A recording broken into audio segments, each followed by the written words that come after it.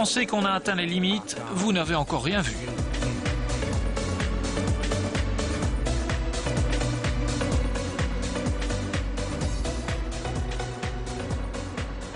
Bienvenue au paradis des banquiers. 100 ans, nous sommes en Suisse, nous sommes à Genève. Dans l'imaginaire collectif, le Suisse se doit de gagner beaucoup d'argent, doit posséder une belle voiture et habiter une grande maison. Des préjugés qui ont la vie dure, mais qu'il faut pourtant relativiser. Ici, on pratique des prix un peu moins exorbitants qu'à Londres. Chaque ville, chaque pays a ses spécificités. La Suisse, elle, totalise à peine 36% de propriétaires, le taux le plus bas d'Europe. À Genève, contrairement à Londres ou Bruxelles, il n'y a même pas 300 appartements libres sur les 200 000 que compte la ville. Genève est donc saturée, ne peut plus s'étendre, l'immobilier explose, mais plutôt que de renoncer, les propriétaires s'appuient sur un système particulier. Alors mensuellement, on paye les intérêts et en plus, on nous demande de rembourser justement 1 ou 2%, enfin nous on rembourse je crois 1%, 1% par année. Ce qui fait qu'on a un crédit sur 100 ans.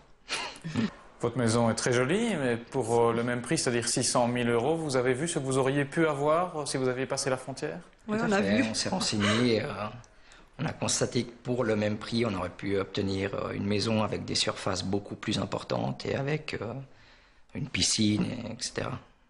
Mais, comme ma femme vous l'a dit, on a privilégié l'aspect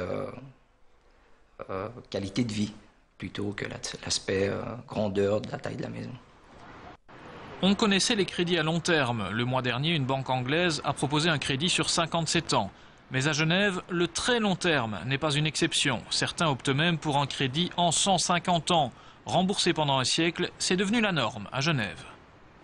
En fait, c'est plus que fréquent, c'est pour ainsi dire toujours le cas.